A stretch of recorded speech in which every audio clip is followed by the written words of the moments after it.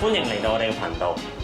今日我哋有一個簡單而隆重嘅頒獎典禮，我哋要頒發嘅就係全港學界舞王爭霸戰2022嘅得獎人稱。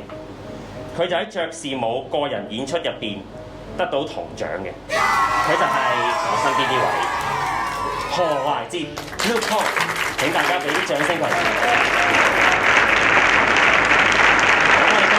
邀請 SMK Tap Dance Studio 嘅創辦人同埋導師，即係我本人 Anthony， 頒發呢一個獎項俾佢嘅。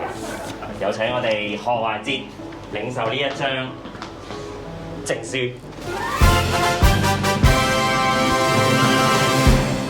同埋我哋呢一個精美嘅獎牌。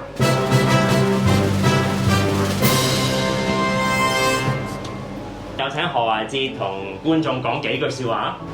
多謝媽咪、爹哋俾我嘅鼓勵同埋老師嘅教導，我會好好努力嘅。